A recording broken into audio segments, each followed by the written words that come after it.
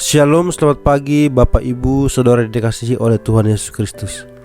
Puji Tuhan, pagi ini kembali lagi kita mau membaca dan merenungkan firman Tuhan. Saya mengajak Bapak Ibu, mari kita berdoa terlebih dahulu. Mari kita berdoa. Terima kasih Bapa yang baik. Kami bersyukur dan berterima kasih untuk anugerah dan berkat yang Tuhan berikan bagi kami. Sepanjang malam hingga pada pagi hari ini kami bisa bangun tidur kembali dalam keadaan sehat dan kuat. Itu semua bukan karena kuat terhebat kami, melainkan karena kasih Tuhan yang Tuhan limpahkan bagi kami. Terima kasih Bapak, terima kasih. Saat ini kami akan membaca firman-Mu. Tolong buka hati dan pikiran kami, supaya firman yang kami renungkan kami dapat mengaplikasikan dalam hidup kami. Haleluya, amin. Injil Matius pasal 18 ayat 12 sampai dengan ayat yang ke-14.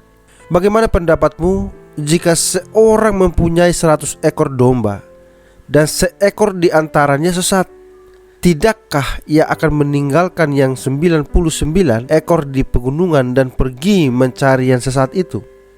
Dan aku berkata kepadamu, sesungguhnya jika ia berhasil menemukannya, lebih besar kegembiraannya atas yang seekor itu daripada atas yang ke-99 ekor yang tidak sesat. Demikian juga Bapamu yang di sorga tidak menghendaki supaya seorang pun dari anak-anak ini hilang. Tema yang akan kita renungkan bersama yaitu domba yang hilang. Perumpamaan ini menceritakan tentang seorang gembala domba yang memiliki 100 ekor domba.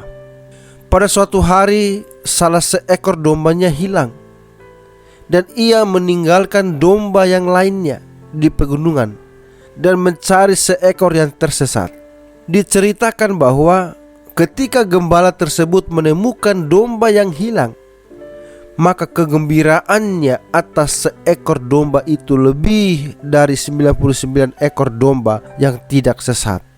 Perumpamaan ini dengan pemeliharaan dan penjagaan Allah akan umatnya, bahkan terhadap anak-anak kecil sekalipun.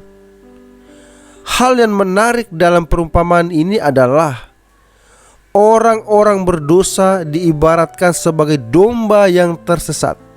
Domba merupakan lambang yang sangat sering dijumpai di dalam Alkitab.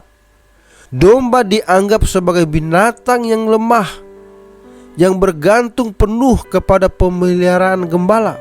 Gembala domba di sisi lain adalah orang yang mencukupi kebutuhan domba-dombanya, melindungi mereka dari serangan binatang buas, mengobati mereka yang terluka, dan menuntun mereka kemana-mana. Domba yang tersesat atau terlepas dari kawanan akan kesulitan untuk bertahan hidup dan mati di padang karena kelaparan atau menjadi mangsa binatang buas. Dalam Perjanjian Lama, Allah sering diibaratkan sebagai gembala Israel. Yesus pun mengumpamakan dirinya sebagai gembala yang baik, gembala yang mengenal domba-dombanya. Gembala mencukupkan kebutuhan, melindungi kawanan dombanya alias umatnya.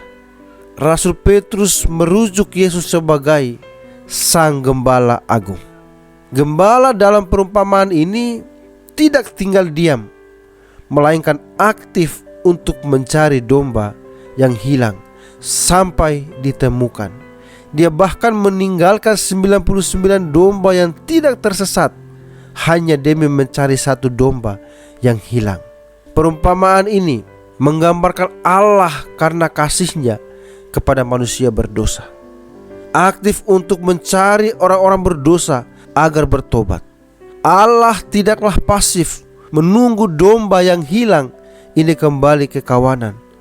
Yesus mengatakan, demikian juga Bapamu yang di sorga tidak menghendaki supaya seorang pun dari anak-anak ini hilang. Dan juga aku berkata kepadamu, demikian juga akan ada sukacita di sorga karena satu orang berdosa yang bertobat, lebih daripada sukacita karena 99 orang benar yang tidak memerlukan pertobatan. Amin. Tuhan Yesus memberkati. Mari kita berdoa.